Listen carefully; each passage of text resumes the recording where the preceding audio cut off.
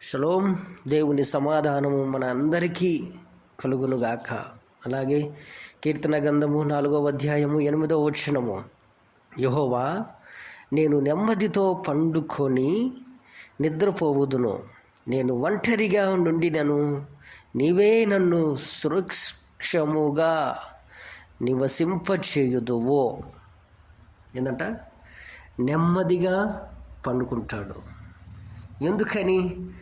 సురక్షంగా, ఏ బాధ, ఏ టెన్షను, ఏ ఇబ్బంది లేకుండా, ఏ గలిబిలి లేకుండా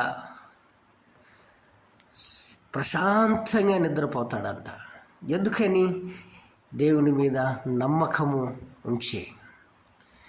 అంత ధైర్యము దావీదుకి ఎందుకలా? ఆ మాట మనము చదువుదాం. అలాగే 4వ అధ్యాయంలోనే 3వ వచనం, యెహోవా తన భక్తులను తనకు ఏర్పరుచుకొనుచున్నాడని తెలుసుకొనుడి, నేను యెహోవాకు మొరపెట్టగా ఆయన ఆలకించును. ఏందంట? ఎవరైతే దేవుని భక్తిపరుడో కాడో, దేవుని మీద భయభక్తులు కలిగి ఉంటున్నాడో లేదో, ఆయన ఏం చేస్తారంటే ఏర్పరచుకుంటున్నాడు. దేవుడు ప్రతి ఒక్కరిని గమనిస్తూ ఉంటాడు. తన బిడ్డగా అంగీకరించాలని, తన బిడ్డలుగా ఉండాలని, ఎవరు దేవుని మీద భయభక్తులతో జీవిస్తున్నారో అని,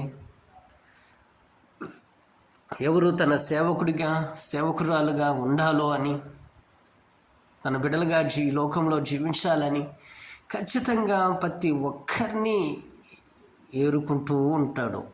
అంటే ఆయన ఏర్పరచుకుంటాడు. ఈ లోకంలో లేదా ఈ భూమి మీద ఉన్నవారిలో ఎవరైనా బైబిల్ చదవచ్చు, ఎవరైనా వాక్యం చెప్పచ్చు, ఎవరైనా చేయొచ్చేమో కానీ దేవునికి ఇష్టలుగా ఉండేళ్ళు మాత్రం కొంతమందే అని అర్థం. ఆయన ఏర్పరచుకుంటూ ఉంటాడు.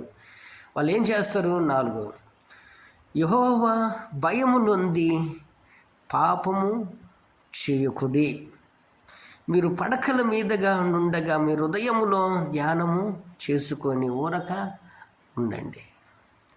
యెహోవా మీద భయం ఉంచండి. మీరు పడకల మీదగా ఉండంగా ధ్యానించుకోండి. అంటే ఈ రోజుల్లో ఉన్న ప్రతి ఒక్కరూ తన పడకల మీద ఉండగా ఏమేమి చేస్తున్నారో, ఎటువంటి మనస్తత్వంతో కలిగి ఉంటున్నారో, ఎటువంటి ఆలోచనలు కలిగి ఉంటున్నారో, ఏమి చూస్తున్నారో, ఏమి చేస్తున్నారో దేవుడు చూస్తూనే ఉన్నాడు. మీరు చేసే పడకల మీద పవిత్రమైనవి, దేవుడికి ఇష్టమైనవి, మీ హృదయాన్ని పరిశుద్ధపరచుకొని ఏ దుష్ట ఆలోచనలు, దుష్ట తత్వము రాకుండా వాటిని బహు జాగ్రత్తగా చూసుకొని దేవుని వాక్యాన్ని ధ్యానించుకుంటూ ఉండండి. దేవుని వాక్యం నీలో పనిచేస్తూ ఉన్నప్పుడు ఏ అపవిత్రత నిన్ను అంటనివ్వదు. కాబట్టి మొదటిగా మనము దేవుని ఏర్పరచుకునే వారిగా ఉందాం. రెండోదిగా మన పడకల మీద మనం నిద్రపోయేటప్పుడు మన పండుకునే స్థలము బహు పరిశుద్ధంగా ఉండులాగున చూసుకుందాం. మూడోది చదువుకుందాం. 6వ వచనం లేదా 7, వారు ధ్యానము ద్రాక్షారసములు విస్తరించిన వాటిని సంతోషము కంటే అధికమైన సంతోషము నీవు నా హృదయములో పుట్టించితివి. ఏంటంట? ద్రాక్షారసము అంటే ఉదయం నుంచి సాయంత్రం వరకు, పండుకునే నుంచి మరి తిరిగి లేచేంత వరకు వాళ్ళ హృదయం అంతా కూడా ద్రాక్షారసం మీదనే ఉంటుంది. పొద్దున్న లేస్తే తాగటం, మధ్యాహ్నం చూస్తే తాగటం, ఇంకా దివారాత్రం తాగటమే. దాని మీద ఉన్న ధ్యాస కాస్త దేవుని మీద ఉంటే బహు సంతోషము, ఆనందము, అనేక మందికి ఆశీర్వాదము, నీ కుటుంబానికి ఆశీర్వాదంగా ఉంటుంది. కాబట్టి ద్రాక్షారసము తాగకుండా నిన్ను నువ్వు కంట్రోల్ చేసుకొని దేవునికి సమర్పించుకొని దగ్గరగా ఉండటం మంచిది.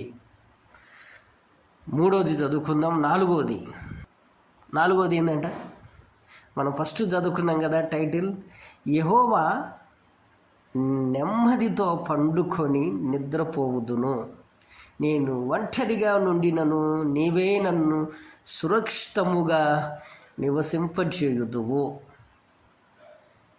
కాబట్టి మొదటగా దేవుడు ఏర్పరచుకున్న బిడ్డలుగా మనం ఉందాం. రెండవదిగా మన పడకల మీద ఉండగా దేవుని మీద భయభక్తులతో ఉండి దేవుని మీద భయం పెట్టుకొని ఏ పాపము చేయకుండా జీవిద్దాం. తర్వాత మద్యపానము విడిచిపెట్టి